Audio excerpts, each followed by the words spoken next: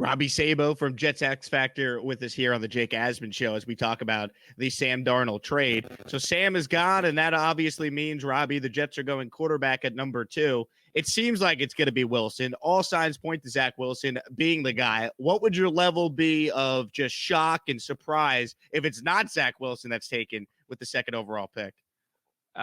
Completely stunned. Completely stunned, especially the way after Douglas talked and spoke about the situation in the presser earlier in the week. You know, he's not one to really give out hints. And to be honest, I'm actually kind of surprised he dealt Darnold when he did. He seems like, even though he's a value driven guy, he seems like he would err on the side of caution when it comes to the quarterback. Don't trade your quarterback until one is in hand already, especially if you like him. And from all indications, Douglas likes Darnold. But as he said, picking in the number 2 spot, that's the decision. That's the difference maker. So Zach Wilson over Darnold, that was the decision. You can't really, you can't really argue with that. The only thing I would say is I'm a little shocked he pulled the trigger now as opposed to waiting, because crazy things happen in the NFL. Nobody saw this Deshaun Watson stuff happening. And if you did see it coming, okay, you're a great prognosticator. Um, but I guess that would be the only shock, that he dealt Darnold now instead of waiting. Looking at Zach Wilson and what you guys do at Jet X Factor is awesome. You guys do comprehensive film breakdowns, and you guys have really gone through the tape evaluating Zach Wilson as a prospect. When you look at his game and you go back and watch some of the plays that he's made against the competition he's faced, what makes Zach Wilson so good as a draft prospect? And do you agree with Joe Douglas that he is QB2 in this draft and he's the right guy for the Jets to take second overall? 100%.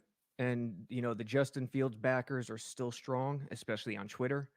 Not so much, mainstream too as well, but not so much in the mock drafts. But Wilson is the right guy. See, the problem with the comparison between Wilson and Fields, and even throw Lawrence in there, I think where Fields gets dropped a little bit is due to the unknown. He played in an RPO offense. He didn't have to showcase his progressions. The talent, the scheme allowed that first option to become open all the time. So it's the unknown. These talent evaluators know what they're doing, but there's still a lot of unknowns. How does that translate? How does his quarterback game translate to the next level? And that's kind of a big part of Lawrence as well. Lawrence, would I still take Lawrence ahead of Wilson? Probably. But Lawrence played in a similar RPO style system where you just don't know. You don't know how it's going to translate. Zach Wilson, where he separates himself, is anticipation in my mind. He anticipates the route. He anticipates leverage, how defenders are shading, covering certain weapons, and his release is special. His release, especially as opposed to Lawrence. Lawrence has a longer release, is extremely special, and it translates to the next level. What Wilson showcased this past season translates a lot easier. So he's more known in the sense that his traits and attributes can translate, as opposed to Fields and Lawrence. But if it's one thing, it's anticipation.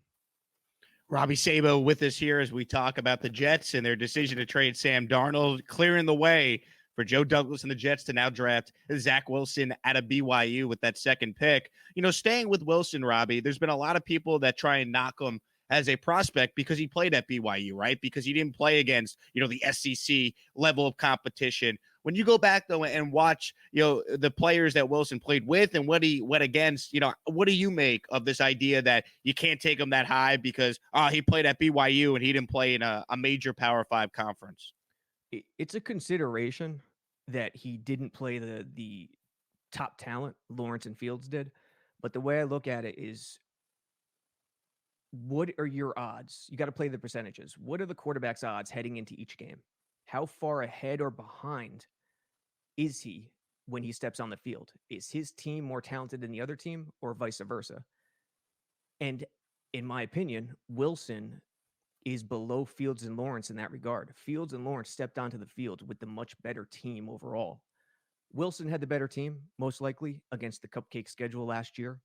but the difference wasn't as stark. And what I look at, especially in these situations, because we know small school guys can compete and do well. We've seen it. What I look at is impact. When Wilson arrived, I think BYU was 4-9 the year prior. Quickly moved him to 7-6, 7-6, and then last year with the great season.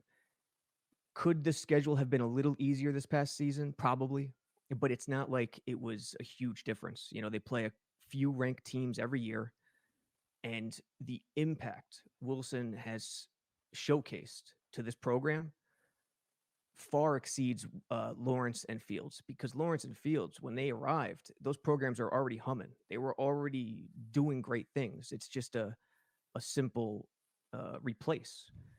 Not to take anything away from those two guys. Those two guys have done tremendously well at Ohio State and Clemson, but the impact Wilson has shown, that's what really is tangible in my eyes.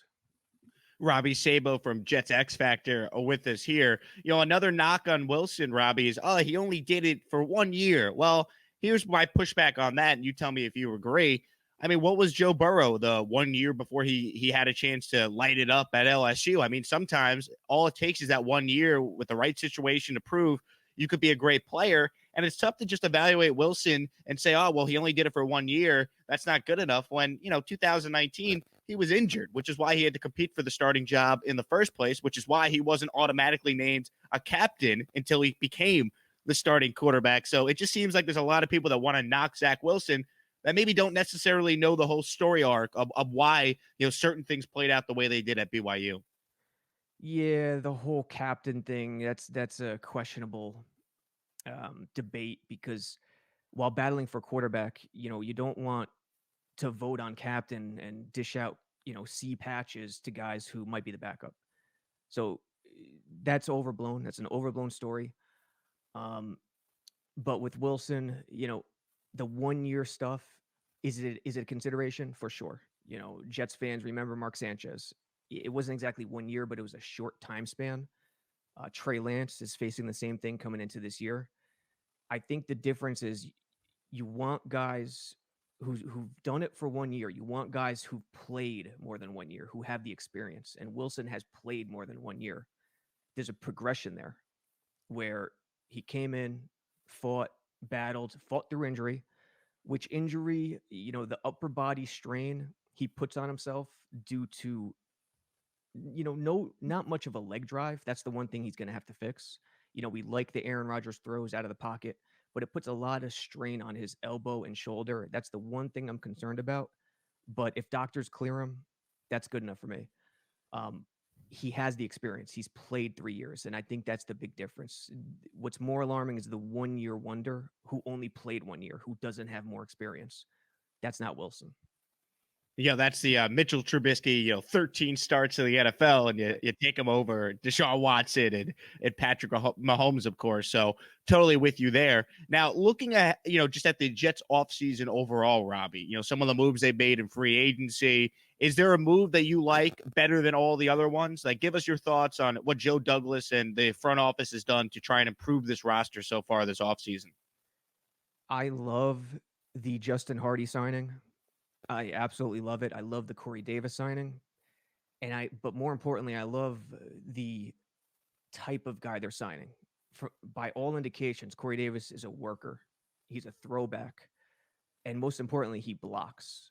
He's willing to do the dirty stuff, the extra mile stuff when his number's not called.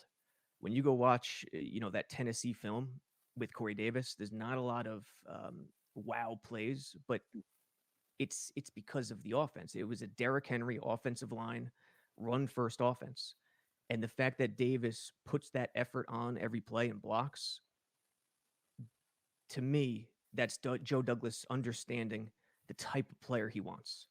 So I love the Davis signing. I love the Hardy signing. Jared Davis, Joe Blewett just did a review on Davis, both Davises, Davis and Davis, over at Jets X Factor.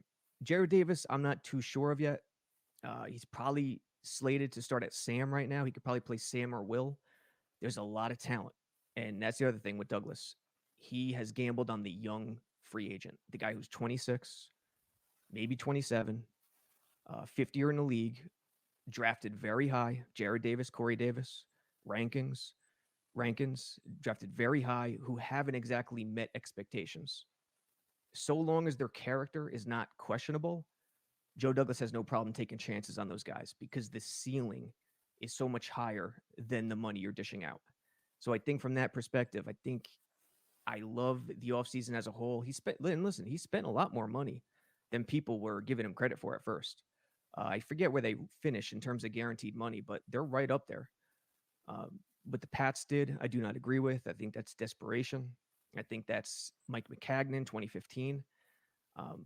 Douglas, it's a measured approach. It's a measured approach that allows maximum potential for this organization, not just next year, but for years to come.